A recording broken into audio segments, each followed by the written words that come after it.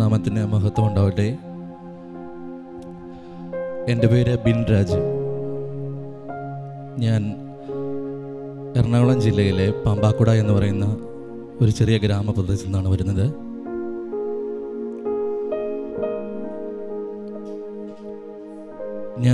എൻ്റെ ജോലി എന്ന് പറഞ്ഞു കഴിഞ്ഞാൽ ഞാനൊരു സിംഗറാണ്. TV റിയാലിറ്റി ഷോയുടെയും അതുപോലെ ഗാനമേള വേദികളിലൊക്കെ പാടി ജീവിക്കുന്ന ഒരാളാണ്.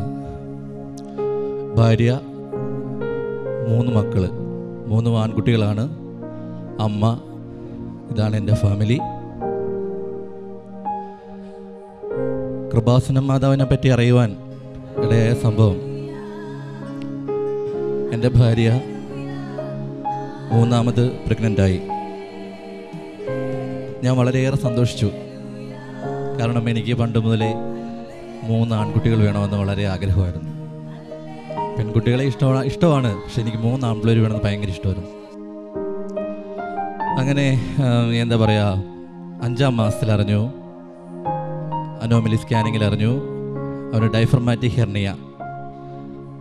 അവൻ്റെ ലെങ്സ് ചെറുതാണ്, മാത്രമല്ല ലെങ്സിനകത്തേട്ട് ആമാശയവും കുടലും എല്ലാം കയറിയിരിക്കുകയാണ്. ചാൻസസ് വളരെ കുറവാണെന്ന് അനോമലി സ്കാനിങ്ങിൽ അറിയിച്ചു. എനിക്ക് അവിടെ നിന്ന് എന്ത് ചെയ്യണം എന്നെനിക്ക് അറിഞ്ഞുകൂടായിരുന്നു. കാരണം ഞാൻ മരിച്ചു പോകുന്നതിന് തുല്യമായിരുന്നു. എൻ്റെ ഫാദർ മരിച്ചിട്ട് ഇപ്പോൾ 2 വർഷം. എൻ്റെ ഫാദർ മരിച്ചൊരു ഫീലിങ്സ് ആയിരുന്നു ഡോക്ടർ അങ്ങനെ പറയുമ്പോൾ, ചാൻസ് വളരെ കുറവാണ് എന്ന് പറയുമ്പോൾ. കാരണം ഞാൻ 5 മാസം വരെ അവൻ്റെ വയറനങ്ങുന്നുണ്ടോ, ചെറിയ അനക്കങ്ങളൊക്കെ ഉണ്ടാവുമല്ലോ, എല്ലാം ഞാൻ ശ്രദ്ധിച്ചുകൊണ്ടായിരുന്നത്. കാരണം വളരെ ആഗ്രഹിച്ചിരുന്നു ഞാൻ. പക്ഷേ ഇങ്ങനെ ഒരു കാര്യം പറഞ്ഞപ്പോൾ ഞാനും എൻ്റെ ഭാര്യയും ഒരുപാട് സങ്കടപ്പെട്ടു. ഞങ്ങളവിടെ നിന്ന് കരഞ്ഞു. എന്തെങ്കിലും ഒരു നിവൃത്തിയുണ്ടോ ഡോക്ടറെന്ന് ചോദിച്ചു. ഡോക്ടർ പറഞ്ഞു കുറച്ച് ദിവസം, ഒരു 10-13 ദിവസം നിരീക്ഷണത്തിലിരിക്കട്ടെ, ഒബ്സർവേഷൻ. അതിനുശേഷം ഡോക്ടർ തിരുവനന്തപുരത്തെ ഏറ്റവും വലിയ സ്കാനിങ് സെൻ്ററായ മെട്രോയിലേക്ക് റെഫർ ചെയ്തു. അതിക്ക് മുമ്പായിട്ട് വല്ലോ ചാൻസ് ഉണ്ടോ എന്നറിയാൻ വേണ്ടി ഞങ്ങൾ തൈക്കാട് ഒരു സീനിയർ ഡോക്ടറെ കാണാൻ പോയി.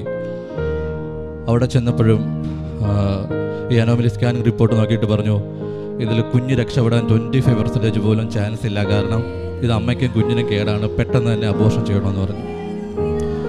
കാരണം എനിക്ക് താങ്ങാവുന്നതിനപ്പുറമാണ്, നിന്ന് കരയല്ലാതെ യാതൊരു നിവൃത്തിയില്ല.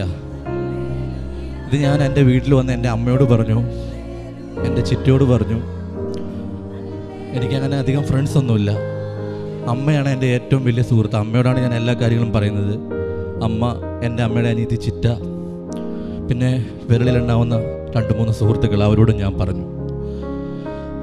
അപ്പോൾ ഒന്നും പേടിക്കണ്ട, ഒരു കുഴപ്പമില്ല, കുട്ടിക്ക് ഒരു കുഴപ്പമുണ്ടാവില്ല. ഇങ്ങനെ ആലപ്പുഴയിൽ കൃപാസന മാതാവിൻ്റെ അടുത്ത് പോയി നിൻ്റെ സങ്കടങ്ങളെല്ലാം നീ പറഞ്ഞു, ഒരു കുഴപ്പമില്ല. അവിടെ ചെന്ന് കഴിഞ്ഞാൽ ഏതൊക്കെ രീതിയിലാണ്, എങ്ങനെയൊക്കെയാണ് എന്നുള്ളത് നിനക്ക് വ്യക്തമായിട്ട് അറിയാൻ സാധിക്കുമെന്ന് പറഞ്ഞു. അങ്ങനെ എനിക്കൊരു കോൺഫിഡൻസ് വന്നു. അതിനുശേഷം ഞാൻ മെട്രോയിൽ പോയി. എൻ്റെ കയ്യിൽ വീഡിയോ സഹിതം ഇരിപ്പുണ്ട്, എൻ്റെ മൊബൈലിൽ കിടപ്പുണ്ട്. കറക്റ്റ് വൈഫിൻ്റെ വയറിൽ സ്കാൻ ചെയ്യണതും ഡോക്ടർ പറയണതും, ഇതവൻ്റെ ചുണ്ട്, ഇതവൻ്റെ കൈ, അവനൊരു കുഴപ്പമില്ല, അവന് ഹാർട്ടിനൊന്നും ഒരു പ്രശ്നമില്ല. പക്ഷേ ബിൻരാജ്, ഈ കുട്ടിക്ക് ലെങ്സ് തീരെ ചെറുതാണ്, കുഞ്ഞിതാണ്, അവിടേക്ക് ആമാശയവും കുടലും കയറിയിരിക്കുകയാണ്, അതുകൊണ്ട് നോ ചാൻസ്, ഇത് അബോർഷൻ ചെയ്ത് കളയണമെന്ന് പറഞ്ഞു. എനിക്ക് പെട്ടെന്ന് സങ്കടം വന്നു കഴിഞ്ഞാൽ ഞാൻ പെട്ടെന്ന് കരയും. എനിക്ക് ദേഷ്യം വന്നാൽ ഞാൻ പെട്ടെന്ന് ദേഷ്യപ്പെടും. എനിക്ക് ചിരി വന്നാൽ ഞാൻ പെട്ടെന്ന് ചിരിക്കും. ഞാൻ അവിടെ നിന്ന് നിലവിളിച്ചു, ഞാൻ കരഞ്ഞു. ഡോക്ടറുടെ കാല് പിടിച്ച് ചോദിച്ചു, എന്തെങ്കിലും ഒരു വഴിയുണ്ടോ എന്ന് ചോദിച്ചു. അപ്പോൾ ഡോക്ടർ പറഞ്ഞു, താൻ ബാധി ദൈവം ബാധി, പ്രാർത്ഥിക്കുക. കാരണം ഇത് കുട്ടികൾക്ക് വരാറുണ്ട്, പക്ഷേ ഇത് ലെങ്സ് ഒന്നുമില്ല, ലെങ്സൊക്കെ തീരെ ചെറുതാണ്. അവൻ ഡയഫ്രം വളർന്നിട്ടേ ഇല്ല, ഡയഫ്രം ഇല്ല അവന്. പക്ഷേ എപ്പോഴും എൻ്റെ അമ്മയും ചിറ്റയും പറഞ്ഞ കാര്യങ്ങൾ, ഈ കൃപാസന മാതാവിനെ പറ്റി എൻ്റെ മനസ്സിൽ ഇങ്ങനെ തട്ടിക്കൊണ്ടിരുന്നു. അപ്പോൾ എൻ്റെ മനസ്സ് ഒരു കോൺഫിഡൻസ് ലെവൽ എവിടെയോ ഒരു ലേശം എൻ്റെ മനസ്സിലുണ്ടായിരുന്നു. ഞാൻ ആ വീഡിയോ എല്ലാം എടുത്തിട്ടുണ്ട്, ഡോക്ടർ പറയുന്നതെല്ലാം.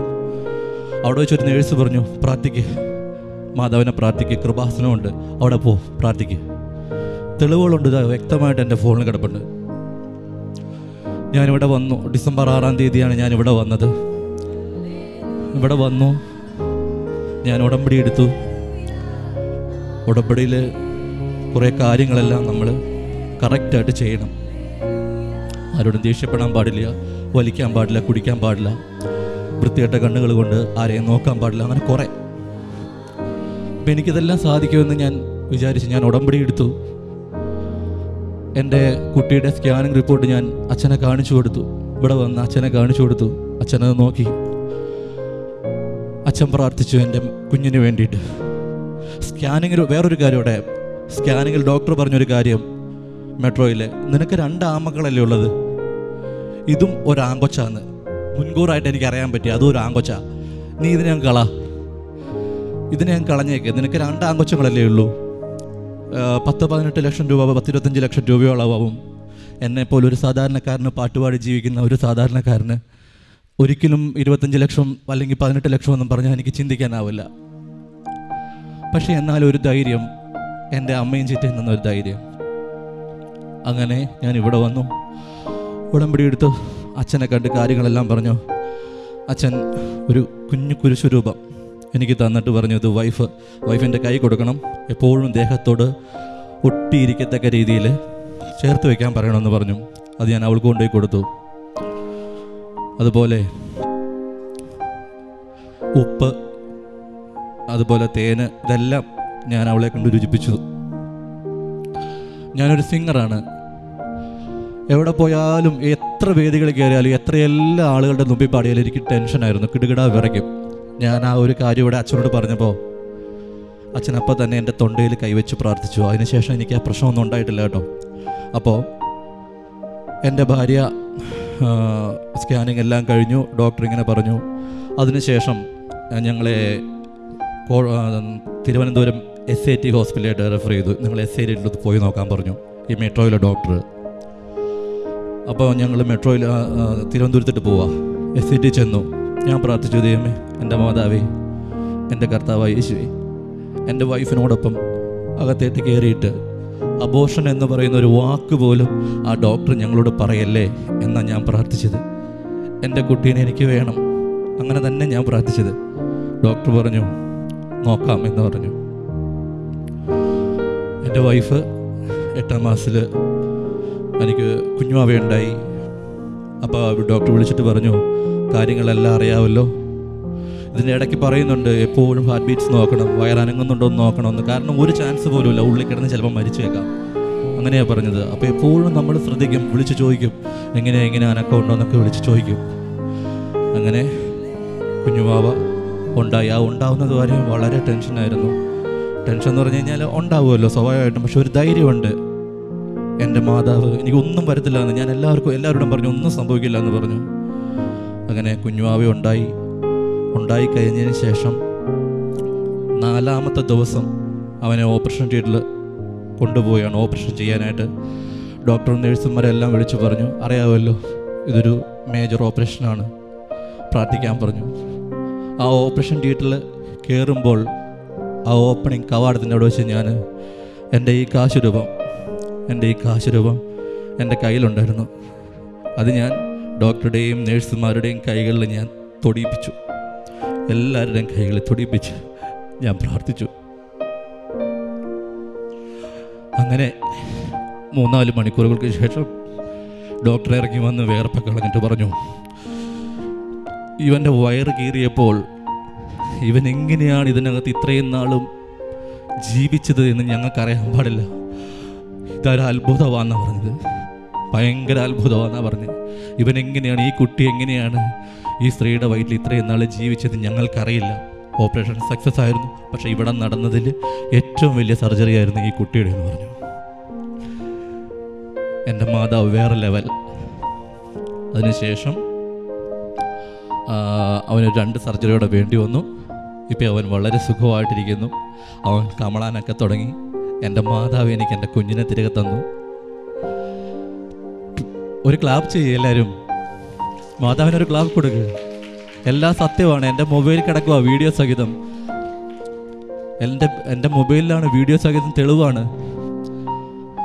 അന്ന് മുതൽ ഞാൻ കൈ പിടിച്ചുകൊണ്ടിരുന്ന എൻ്റെ മാതാവിനെ ഞാൻ എൻ്റെ കഴുത്തേ കെട്ടി എവിടെ പോയാലും. ഞാനൊരു സിംഗറാണ്. ഏത് അമ്പലത്തിൽ പോയാലും ഏത് പള്ളിയിൽ പോയാലും എവിടെ പോയാലും എൻ്റെ മാതാവിനെ കാണത്തക്ക രീതിയിൽ ഞാൻ ഈ കോളറിൻ്റെ ബട്ടൺ സഹിച്ചിട്ട് ഞാൻ പാടും.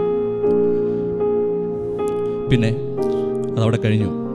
എൻ്റെ മാതാവ്, എൻ്റെ നിയോഗം, എൻ്റെ കുഞ്ഞിനെ എനിക്ക് തരിക എന്നുള്ളായിരുന്നു എൻ്റെ ഒരു നിയോഗം. ഉടമ്പടിയിലെ രണ്ടാമത് same voice of KJ Yesudas എന്ന് പറഞ്ഞിട്ട് പല റിയാലിറ്റി ഷോകളിൽ നിന്നും എന്നെ അവോയ്ഡ് ചെയ്തിട്ടുണ്ട്. റേഡിയോ മാംഗോ നാട്ടിലെ താരം എന്ന മ്യൂസിക് റിയാലിറ്റി ഷോയിൽ ഫസ്റ്റ് വിന്നറായിരുന്നു ഞാൻ. ഗന്ധർവ സംഗീതാലാപനം ദാസേട്ടൻ അറ്റ് 50 അതിലെ ഫസ്റ്റ് വിന്നറായിരുന്നു ഞാൻ. ഒരുപാട് പാടിക്കൊണ്ടിരിക്കുമ്പോൾ ജഡ്ജസ് യൂട്യൂബിൽ അടിച്ചു നോക്കാം, ബിൻരാജ് സിംഗർ എന്ന് ടൈപ്പ് ചെയ്ത് നോക്കുമ്പോൾ അതിൽ കാണാം ജഡ്ജസ് യേശുദാസ് ജീവിച്ചിരിക്കുമ്പോൾ യേശുദാസിൻ്റെ വോയിസിൽ ബിൻരാജ് പാടുന്നത് ഇഷ്ടമല്ല എന്ന് പറഞ്ഞ് എന്നെ ഇൻസൾട്ട് ചെയ്യുന്നത്. എനിക്ക് കിട്ടേണ്ടതായിട്ടുള്ള അവസരങ്ങൾ അല്ലെങ്കിൽ എനിക്ക് കിട്ടേണ്ടതായിട്ടുള്ള പ്രൈസുകൾ ഒരുപാട് പേര് നഷ്ടപ്പെടുത്തിയിട്ടുണ്ട്. പക്ഷേ അവിടെ ഒന്നും എനിക്ക് വിധിച്ചിട്ടില്ല എന്ന് കരുതി ഞാൻ ഇറങ്ങിപ്പോരുക ചെയ്തേ. എത്ര ക്രൗഡിൻ്റെ മുമ്പിൽ പാടിയാലും, ഇപ്പം എനിക്ക് 37 വയസ്സുണ്ട്, എത്ര വേദികളിൽ പാടിയെന്ന് എനിക്കറിയത്തില്ല. ഇപ്പോഴും പാടുമ്പോഴും എനിക്ക് കൈയും കാലും വിറയ്ക്കുമായിരുന്നു. എനിക്ക് വല്ലാത്തൊരു ടെൻഷനായിരുന്നു. അപ്പോൾ പാട്ടുകളെല്ലാം ചെറിയ ചെറിയ രീതികളിലൊക്കെ തെറ്റിപ്പോവായിരുന്നു. പക്ഷേ ഇവിടെ വന്നു ഞാൻ അച്ഛനോട് കാര്യം പറഞ്ഞു. അച്ഛൻ എൻ്റെ തൊണ്ടയിൽ കൈവച്ചു പ്രാർത്ഥിച്ചു. അതിനുശേഷം ഈ കഴിഞ്ഞ സീസണിലെ ഗാനമേളകളിൽ 10-42ഓളം ഗാനമേളകൾ ഞാൻ പാടി, പല ട്രൂപ്പുകളായിട്ട്. ഏത് അമ്പലത്തിൽ പോയാലും ആ അമ്പലത്തിൻ്റെ എവിടെയെങ്കിലും സ്ഥലമുണ്ടെങ്കിൽ ഞാൻ സായാഹ്ന പ്രാർത്ഥന ചൊല്ലി, പച്ചത്തിരി കത്തിച്ച് വെച്ച് സായാഹ്ന പ്രാർത്ഥന ചൊല്ലിയിട്ടാണ് ഞാൻ പാടാൻ കയറുന്നത്. രാവിലെ പ്രത്യക്ഷ പ്രാർത്ഥനയും ചൊല്ലും, കറക്റ്റായിട്ട് പ്രയർ എല്ലാം ചൊല്ലി. എനിക്ക് സമയം കിട്ടിയില്ലെങ്കിൽ ഞാൻ ബസ്സിലിരുന്നെങ്കിലും, തിരികെ എത്തിച്ച് വെച്ച് പ്രാർത്ഥിക്കാൻ സമയമില്ലെങ്കിൽ ഞാൻ ബസ്സിലിരുന്നെങ്കിലും ഞാൻ ആ പ്രാർത്ഥന കേൾക്കും. അങ്ങനെ എല്ലാ വേദികളിലും നന്നായി പാടാൻ സാധിച്ചു. ഇത്രയും നാളും പാടിയതുപോലെയല്ല, വേറൊരു ലെവൽ പോലെ എനിക്ക് പാടാൻ സാധിച്ചു. എനിക്ക് ഒരുപാട് നോട്ടുമാലകൾ കിട്ടി. ഒരമ്പലത്തിനകത്ത് വെച്ച് രക്ഷക പാടിപ്പിച്ചു എന്നെ കണ്ട്. പൊന്നാടയിട്ട് അവിടെയുള്ള ആളുകൾ എന്നെ സ്വീകരിച്ചു. പിന്നെ ഒരു വലിയ റിയാലിറ്റി ഷോയിൽ, അതായത് ഇന്നിപ്പോൾ കേരളത്തിൽ നടക്കുന്ന, പ്രത്യേകിച്ച് ഏഷ്യാനെറ്റിൽ നടക്കുന്ന ഒരു വലിയ റിയാലിറ്റി ഷോയിൽ പാർട്ടിസിപ്പേറ്റ് ചെയ്യണമെന്ന് എൻ്റെ ഏറ്റവും വലിയ ആഗ്രഹമായിരുന്നു. ഞാൻ അതിനു വേണ്ടി ട്രൈ ചെയ്തു. പക്ഷേ ഒരാൾ കൂടെ നിന്ന് എന്നെ ചതിച്ചു. കാരണം ഞാൻ അതിനകത്ത് എലിജിബിളാണ്. എൻ്റെ എല്ലാ ID പ്രൂഫ് കാര്യങ്ങൾ, എൻ്റെ കഴിവുകളെല്ലാം ഞാൻ കാണിച്ചു. ഓക്കെയാണ്, നിങ്ങളെ അവിടെ ഓഡീഷൻ വരെ എത്തിച്ചിരിക്കുമെന്നൊക്കെ പറഞ്ഞ് ഞാൻ പ്രതീക്ഷിച്ചിരുന്നപ്പോൾ ലാസ്റ്റ് വന്നപ്പോൾ എൻ്റെ യാതൊരു ഡീറ്റെയിൽ അവിടെ ചെന്നിട്ടില്ല. അപ്പോഴും ഞാൻ എൻ്റെ മാതാവിനോട് പറഞ്ഞു, എൻ്റെ മാതാവേ, നീ ഇത് കണ്ടില്ലേ, ഞാൻ എന്ത് ചെയ്യും, ഞാൻ പ്രതീക്ഷിച്ചിരുന്നാണല്ലോ. പക്ഷേ അതിലും വലിയൊരു വേദി എനിക്ക് തന്നു. കോമഡി ഉത്സവത്തിൽ സീസൺ 89 ആണെന്ന് തോന്നുന്നു, 2 ആഴ്ചയ്ക്ക് മുമ്പ് ഞാൻ വന്നിരുന്നു. വളരെ നന്നായി പാടാൻ പറ്റി. ഇതിൽ ആരെങ്കിലുമൊക്കെ എന്നെ കണ്ടിട്ടുണ്ടാവും. വളരെ നന്നായിട്ട് പെർഫോം ചെയ്യാൻ പറ്റി. അത് കണ്ടിട്ട് ഒരുപാട് ആളുകൾ എന്നെ വിളിച്ചു. ഞാനൊരു ഡ്രൈവറാണ്, ഫോറും ഹെവി എല്ലാം ഓടിക്കും. പക്ഷേ എവിടെ പോയാലും എന്തെല്ലാം ചെയ്താൽ, ഞാൻ ഒരുപാട് ജോലികൾ ചെയ്തിട്ടുണ്ട്. വാർക്കപ്പണിക്ക് പോയിട്ടുണ്ട്, പെയിൻറ്റിങ്ങിന് പോയിട്ടുണ്ട്, വണ്ടി കിളിയായിട്ട് പോയിട്ടുണ്ട്, ഒരുപാട് ജോലികൾക്ക് ഞാൻ പോയിട്ടുണ്ട്. പക്ഷേ എവിടെ പോയാലും എന്തെല്ലാം ചെയ്താലും പാട്ട് പാട്ട് പാട്ട്, സംഗീതം മനസ്സിലുള്ളത് കൊണ്ട് എനിക്ക് സംഗീതത്തിലൂടെ തന്നെ പോകണമെന്നായിരുന്നു. ഞാൻ പ്ലേബാക്ക് സിംഗർ ആവാൻ ഒരുപാട് ആഗ്രഹിച്ച ആളാണ്. പക്ഷേ പ്ലേബാക്ക് സിംഗർ ആവണമെങ്കിൽ അവർ പറയുന്ന പല കാര്യങ്ങളും ഞാൻ ചെയ്തു കൊടുക്കണം. പക്ഷേ ഞാൻ ദൈവത്തിന് അതൊന്നും ചെയ്തു കൊടുത്തിട്ടല്ല എനിക്ക് പാടാനുള്ള കഴിവ് തന്നത്. എനിക്ക് ദൈവം തരുമെന്ന് ഞാൻ പൂർണ്ണമായും വിശ്വസിച്ചു. എനിക്ക് പാട്ടിലൂടെ തന്നെ ഒരു ജോലി നേടണം, പാട്ടുമായി ബന്ധപ്പെട്ടൊരു ജോലി കിട്ടണമെന്ന് ഞാൻ ആഗ്രഹിച്ചു. എനിക്കിപ്പോൾ അത് റെഡിയായി. എൻ്റെ വിസ വന്നു എന്ന് ഈ 3-4 ദിവസം മുമ്പ് എന്നെ വിളിച്ചറിയിച്ചു. അപ്പോൾ എനിക്ക് വേണ്ടി മധ്യസ്ഥം വഹിച്ച എൻ്റെ മാതാവിന്, എൻ്റെ പൊന്നു തമ്പുരാന് എത്ര എത്ര എത്ര സ്തുതികൾ പറഞ്ഞാലും എനിക്ക് മതിയാവില്ല. ഒരു 2 വരി. ആകാശമേ കേൾക്കാ, ഭൂമിയെ ചെവി തരിക, ഞാൻ മക്കളെ പോറ്റി വളർത്തി, അവരെന്നോട് മത്സരിക്കുന്നു. കാള തൻ്റെ ഉടയവനെ, കഴുത തൻ്റെ യജമാനൻ്റെ, പുൽത്തൊട്ടി അറിയുന്നല്ലോ എൻ ജനമേ